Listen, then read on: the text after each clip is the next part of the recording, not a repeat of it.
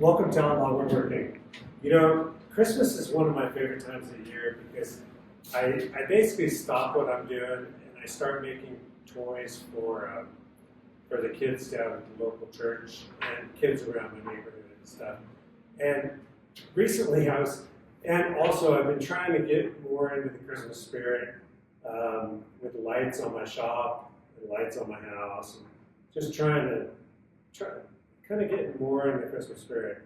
Anyway, I was online and I saw this picture of, that said, "Welcome to the North Pole." And I thought, oh, that'd be kind of cool. And I thought, I have a CNC machine, I should be able to make that, and it shouldn't be that hard. And so that's what we're going to do. We are going to create a pole for outside of my shop that basically says, "Welcome to the North Pole." And we're going to kind of copy a little bit of the design of the words on the pole in this picture. So it kind of had some cool stuff, like it had Santa's workshop, reindeer this way, candy store, something about the elves. Anyway, yeah, we're gonna. I just got done making this prototype. This is one of the toys that I'm going to start producing.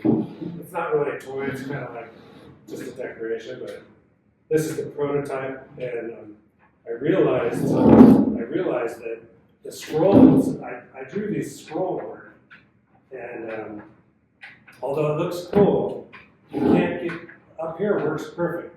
You can get your router in there to router that around, but when you start coming down here into these tight ones, the router can't get in there. So that's why you prototype them. But so this curve up here, I basically same back here. These two were too tight, so I basically redesigned it where the router could get into everything. But this one still turned out cool for the prototype, and yeah, that's just one thing I'm working on. Anyway, today we're going to make a North Pole pole, I guess. And yeah, let me show you how I'm going to do it, and let's get started. There he goes, it's a working man. He's trying to make a living any way he can.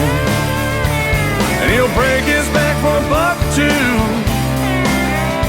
Oh, there ain't no shame in what he do. Oh, work it out. Now, right off the bat, most of this project was pretty easy.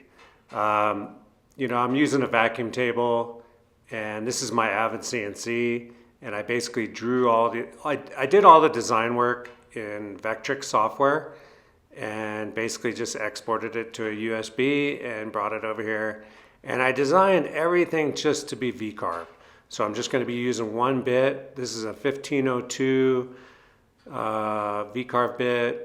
I believe it's a 90-degree bit by Whiteside. I'll post a little picture of it right here.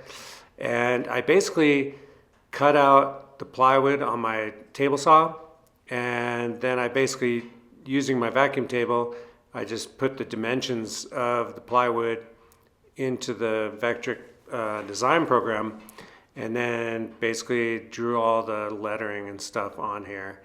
And this is the top part of the sign. Now, I decided to do a double-sided sign so that when people are coming from one side of the street, they can see it, and then when they come from the other side, they can see it. And this was some pretty shitty plywood, actually. I was trying to find some really good plywood in my shop, but I had used it all, and this is basically all I had left, so I pretty much had to use what I had to make this. But you can see where it says home of Santa Claus, right where the A is, it kind of broke. It's like it had a hollow spot in the plywood. That's kind of how you can tell really good quality plywood, by, you know, if the lamination is solid and it doesn't have a bunch of gaps in the plywood. The cheaper the plywood, the more gaps it has. And although this didn't turn out terrible, you know, that was basically the worst part, was that little spot right there on the Santa. And the back side, the opposite sign of this, didn't really break through. So it's just the luck of the draw if it's going to have a hollow spot in it. But that's why you buy good quality plywood. Now these particular pieces right here, this is some pre-finished maple that I had left over from my cabinet project.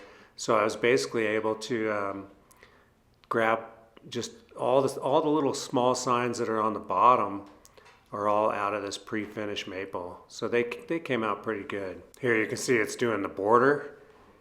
And I basically used the same border toolpath on all 8 pieces of the sign. Now right there you can see I just used my vacuum table, turn it off, throw another piece on, run a program, and then let it go. Right here it says candy store, and then of course I put a border on it. There's Elf Village, Santa's Workshop, and I basically whipped all these out in a very short period of time thanks to the vacuum table, and basically using the same size dimension. And here you can see I'm painting them. And I think the worst part about this project for me was painting. And I started doing the painting, and then you can see Welcome to the North Pole. That turned out pretty nice. And then basically after I jigsawed out the pattern a little bit, and then I routed the edges of this big sign. And this is the one that goes up on the top. And like I said, the painting was the hardest part about this project. And I just don't like painting these. I don't like painting at all, really. Sometimes it can be fun, like when I'm doing, epoxy work or something, it's fun, but just to paint these letters and stuff is really tedious. And right here you can see I'm jigsawing the outside dimension. Now I could have just cut this on my CNC. I could have cut it out, but I try to avoid cutting into my vacuum table spoil board as much as I can, because if I'm always cutting through into the spoil boards don't last very long, and I really just want them to be vacuuming most of the time really good. Anyway, I routed all these, and then basically I decided, hey, I'm gonna get the pole, get it all set up, and make sure that everything's gonna look good and work good before I get too crazy on all this painting. And here you can see I came up with all different crazy ideas about how to paint these. Right here I'm just spraying the letters. And one thing I learned about V carving, for me, if I use a foam, like if I paint all the inside of the letters and then I use a flat foam roller brush, I can basically roll over the top without it getting into the lettering, and that seems to work pretty good sometimes. But the painting of the project was the worst part, like I said. Right here I got tired of painting, doing the lettering. I started making this stand, and I had this post, this 8-foot post laying around, and I cut it down to about 6 feet, and then I had some 2x6 material laying around, and I basically thought, okay, I'm gonna go ahead and start putting this thing together and make sure that everything looks real good. And actually, let me know what you think in the comments, but I actually thought it turned out pretty cool. Anyway, right here I'm just centering all the little pieces on, and I'm gonna just pre-assemble this so that after it's painted, I'll already have all the holes, ready to go, and I can just screw it all together. And plus, I need to paint this whole post white also, just to kind of give it that Christmassy look. But the idea is to put all these signs on and kind of just get an idea of how I want it to look. And this was my first idea, to have the signs kind of go in different directions, but I didn't end up doing that actually.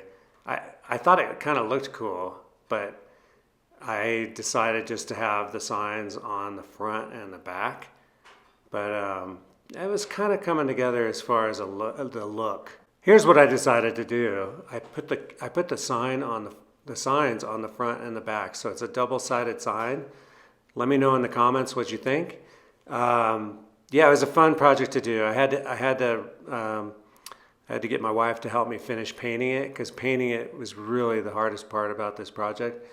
And there you can see, you can kind of, when you come down the trail next to my property, you can see it from both sides, from that side or from this side.